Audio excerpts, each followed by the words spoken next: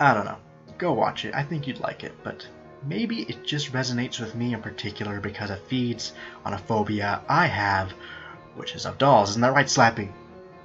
Slappy? Oh shit, where did he go? Here's a fun fact about your host I bet you didn't want to know. I am incapable of sleeping if my bedroom door is open at all. Now why is that, you may wonder? Well, it could be due to a case of paranoia developed over watching a lot of horror movies at a young age. Or it could be because I watched this particular movie at a young age and never want to see this motherfucker standing in my doorway. Yes, Jason might be the more prolific of the two slashers, but not only was Michael Myers first, predating Jason's original appearance in Part 2 as the main antagonist of the series by 3 whole years, he's also by far more intimidating if you're asking this viewer. Here's a fun fact. Did you know Halloween actually wasn't supposed to be entirely about Michael Myers? Nope. Originally, the series was supposed to be an anthology series, in which every movie was supposed to tell a different story, kind of like how American Horror Story does that with their TV seasons nowadays. However, Michael was such a raging success, and, well, after having him in 2 movies, it was really hard to shake him. But don't worry. We'll cover Season of the Witch in a different episode. And honestly, I'm glad they stuck with Michael. What better story is there of little Michael Myers, who one Halloween just snapped and stabbed his sister to death, only to return many years later and continue the horror on Halloween night. It's actually kind of why I'm not a super fan of the Rob Zombie version. But don't get me wrong, it's actually a pretty solid horror movie, but he does a few things I'm just not a big fan of, like random rape scene for lulz. I know it's supposed to be like an excuse for Michael to escape, but it had no reason to be there, honestly. But the bigger reason I prefer the original more is because in the Rob Zombie version it explains everything, why he's messed up. Got an abusive dad, poor mom who has to strip on weekends, and his sister's a bitch, and oh, of course he's gonna be a little messed up. It's like, you take the mystique out of it, it's more like, oh, poor baby, look at all he's been through, of course he's going to be a little messed up. Rather than in the 1978 version, where his family actually seems really standard and actually really nice. Like when you see his parents, they're like in a suit and in a dress, and they look all fancy. And when you see that, it's less, aw, poor baby, and more, what the fuck's wrong with this kid? You see, in one version, he kills her because she's being a bitch and won't take him trick-or-treating, and he's bad enough. And in the other version, he does it for virtually no reason. I just feel that's done better.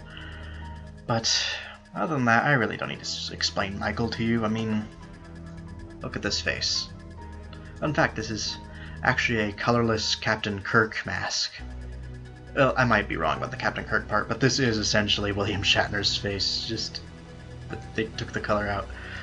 Yeah, imagining that would seem to make him less scary, you'd think, but I've tried.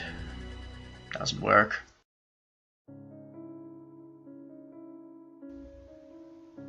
We didn't see this one coming, right?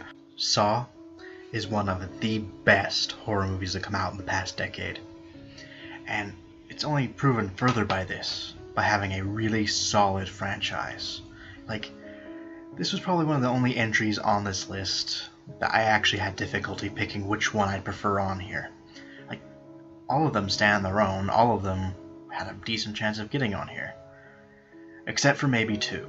Now, being me, I have a pretty sensitive sarcasm radar, so I can already hear some of you typing, oh, of course they all stood their own, they're all basically the same movie, it's all just torture porn anyway. And you're fully inclined to believe that. Because yeah, it's kind of torture porn, just a little bit. But I don't watch it for that. I've never cared about the traps. Whenever they showed them in the trailer, I wasn't, ooh, I can't wait to see that. Because I honestly never cared. Why I watch Saw is because of John Kramer and his legacy. John Kramer, or as some of you probably better know him as Jigsaw, or the Jigsaw Killer, is the series' main antagonist, or anti-hero, depending on your view of him. His story is weaved throughout all 7 movies. You find out everything about him, who he is, why he does this. You find out the origin of every little thing he does and every person he meets. And it's for this reason I'm actually most interested in the series, because I find him such a fascinating person. His mind is so deliciously twisted and so far detached from the world around him. He sees people as nothing but subjects.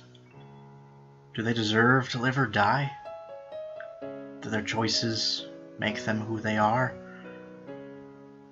Do they deserve everything that's been given to them? Or do we test that and see if it should be taken away? I know I seem a bit doe-eyed for a guy who kinda kidnaps people and then forces them to do horrible things to themselves, but the character interests me just that much. Like, he's so well fleshed out throughout all the movies, and Tobin Bell, the actor who brings him to life, does fucking phenomenal work. Can't even explain it, you just have to see. And with this series, I don't even like to consider them separate entries. I don't just sit down and watch Saw 1. If I sit down to watch Saw, I'm watching the whole thing. And if you watch for the traps, that's good for you, but I will always watch for John. And if you've yet to experience this, I actually think for the 10-year anniversary of the first movie, they're doing special screenings at certain theaters, so I think that'd be the best way to start if you ask me. But if not, just a DVD or online works just as well. And you can thank me later for welcoming you to the game.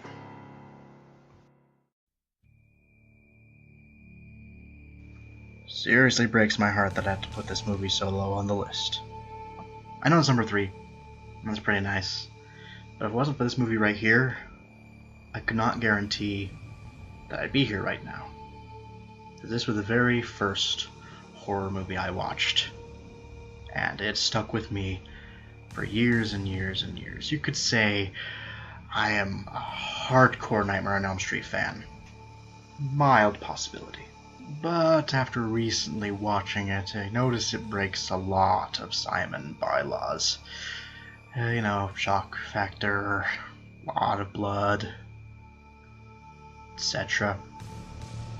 It breaks my heart enough as it is, but there's still quite a few good things about this movie. For example, Freddy Krueger himself. If this were a horror icon list, he would probably be at number 1. Like, even after my emotional John Kramer speech, Freddy, to me, will always be the best. His demeanor, his look, the whole dream thing's fucking horrifying. Think about it. You can't escape sleep. You can't escape Freddy because everyone sleeps. And I could go on and on. His glove is by far the best invention of horror ever. I will seriously run my nails down shit and tap things with my fingers like that because I can't get enough of it. It's such a good prop and it's so creepy. Here's a fun fact. Did you know the original Nightmare on Elm Street was Johnny Depp's first movie? Seriously, this was his debut. If it wasn't for the original Nightmare on Elm Street, we probably wouldn't have Johnny Depp. Because at the time he wanted to be in a band, but then his friend Jackie Earle Haley, who would ironically play Freddy in the 2010 remake, dragged him along to the audition and got the role as Nancy's boyfriend. So yeah, we've got quite a bit to thank for this little gem. And speaking of Nancy, the main character of this movie, she is hot. I don't like to gush over celebrities because I'm never gonna bag one. Look at me. And what are the odds? I especially shouldn't be, gushing over this one because she was, hot in 1984, but Heather Langenkamp circa 1984 was a babe. And even though this movie does make a few mistakes, if you ask me, it'll still always be a classic to me. You just don't get over Robert Englund's Freddy Krueger, and you just don't get over the beauty of Heather Langenkamp, and you just don't get over the brilliance of the idea. It all meshes just well enough that I can't help but put it in my top 3. Like, impossible. I sincerely suggest you go and watch the first one. The rest you can ignore. It kind of loses its luster after the first one. Although, I would say the 2010 remake with Jackie Earle Haley is actually pretty good. So if you want to watch that one, that's actually decent. Freddy looks like a lizard in it. But, he does the character well, so who fucking cares, right? So yeah. My precious. Do you want to feel dread like you've never felt it before? Then watch Candyman. Another very, very underrated picture, if you ask me. The story follows that of Helen Lyle, a woman researching an urban legend called Candyman, who seems to be sort of bits and pieces of other old-school urban legends, such as the fact he has a hook for a hand, like that classic gem, and the fact that you have to summon him by saying his name 5 times in the mirror. Frankly, I was afraid to do this for a while. I have since done it, and I'm still alive. But now this is a horror movie that more treads into the boundaries of different compared to most. Like, Candyman actually doesn't even appear for a good chunk of the movie, which some would say that's boring. I think it's done really well. Because Candyman's game isn't just, "Ooh, I'm gonna kill you," but he messes with you when you summon him. And just the way he mentally and socially tortures Helen before he decides to finally sink his hook into her is really something to watch, and it fills you with a different kind of fear, some deep-seated dread you didn't even know you could feel. And if I may say, Tony Todd, the actor who plays Candyman, is the most intimidating thing ever. First of all, he's huge. Like, 6'6", he's a big guy. And his voice has the strongest, weirdest, ethereal presence to it. And it's not altered in any way. Seriously, if you watched fucking Final Destination, he plays the mortician in that. The mortician that knows everything for some reason. And his voice is really just that low. It has that strange presence, and it's so powerful. And every time he just says, "Helen," and you just, oof, beautiful. And I don't know, it's just such a unique experience. It's so much more out of the box than the rest. It hits so many different chords compared to all the others. Except for the ending, kind of. But I don't know, it always just sort of stuck with me as a powerful horror movie.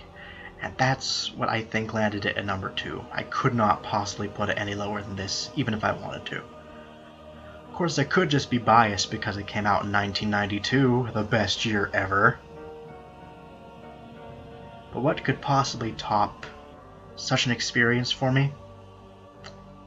Well, probably something that's stuck with me since I was very young.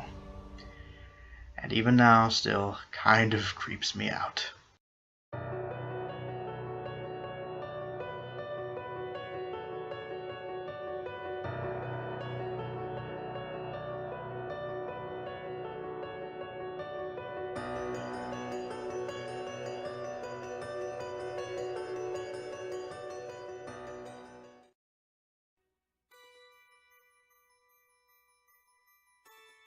There aren't a lot of people who are going to agree with me on this one. That's okay. I'm perfectly fine with that. You see, when I was a young boy, I stumbled across my older family members, parents, grandparents, etc., watching a horror movie on the television. A horror movie starring a particular little doll. One that looks suspiciously like this one. Now, I hear some of you crying foul saying Nightmare on Elm Street was the first movie I ever watched. Nightmare on Elm Street was the first horror movie I watched and enjoyed. When I was 5, and I saw this thing, I was scared shitless. I didn't want to hear the name Chucky. I didn't want to see Chucky. Chucky was my biggest fear for years. But then I got into horror because of Nightmare on Elm Street, and I decided to give him a chance and watch the original Child's Play. To this day, it is still probably one of my favorite horror movies of all time. Obviously, it's fucking number one on my list, right? But why is it number one? Out of all the horror movies in the world, why is it my number one favorite horror movie? Because it does a lot of things right. Where to begin? Okay, I know not everyone shares my phobia of dolls, which is mostly in part of this guy.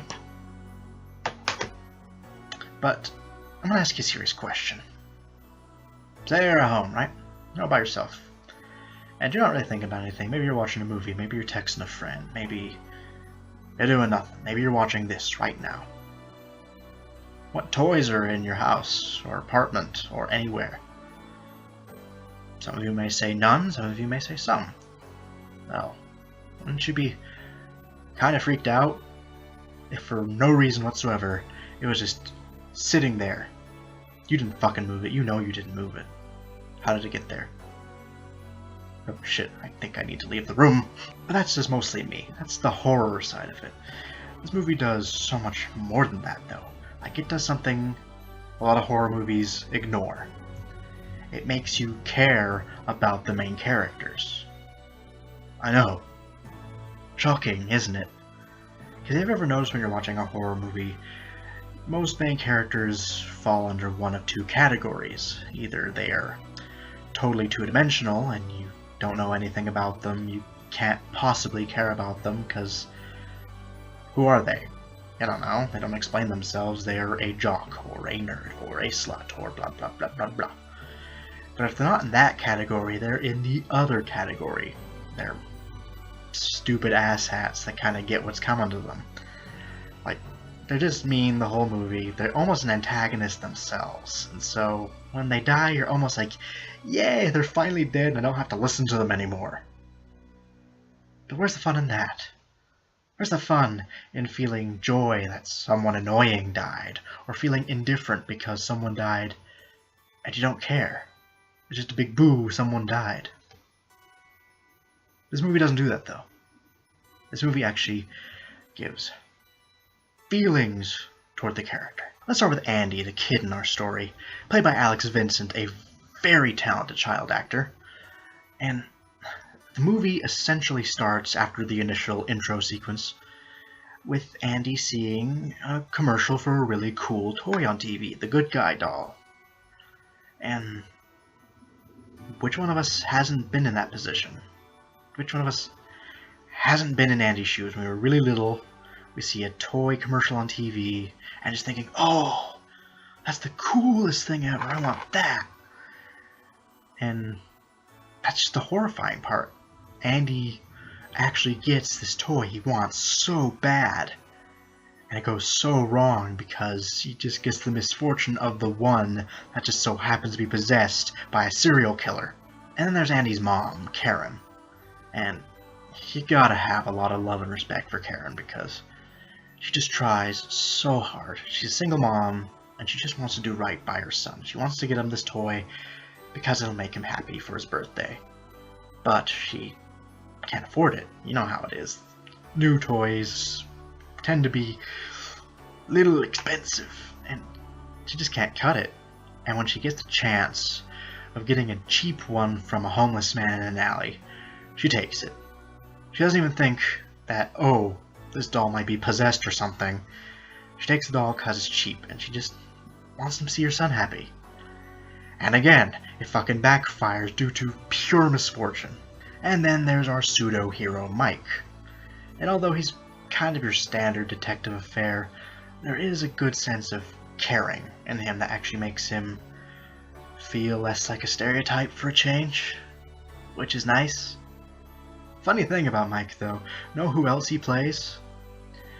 The douchebag Prince Humperdinck in The Princess Bride, and the speaking voice of Jack Skellington in The Nightmare Before Christmas.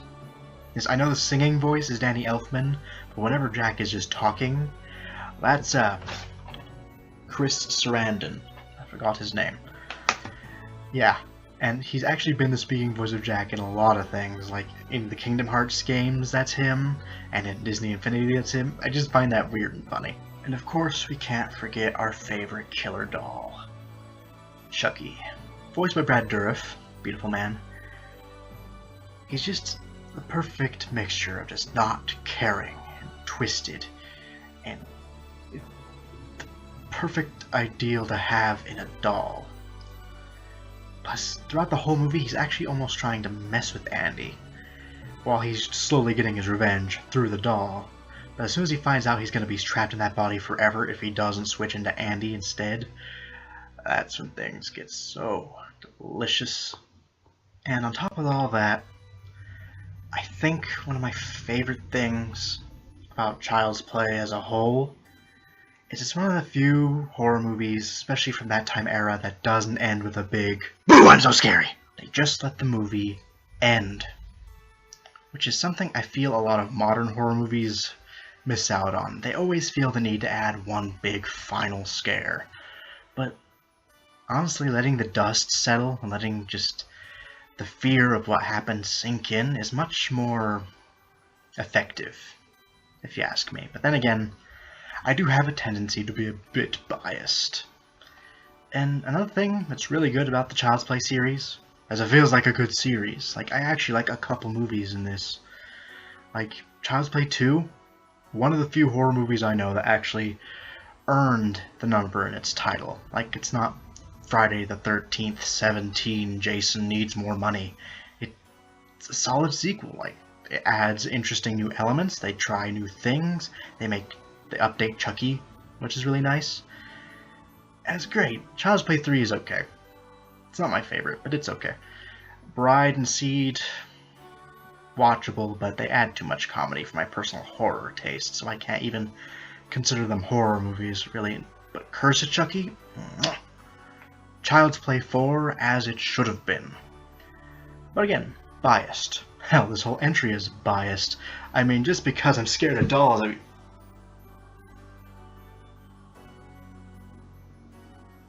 Hey, Slappy. When did you get back in? And that is it for me. What are your favorite horror movies? Leave those in the comments below. Let's all have a nice chat about horror movies. Won't that be fun? And if you liked the video, let me know by actually liking the video. Because keep in mind, not only does that help me get traffic, and more traffic I get, the more I can do this more often. The more I know you like the videos, and the more I know you like the videos, the more likely I'll make more of them. So yeah, let's do that. And I will see you all real soon.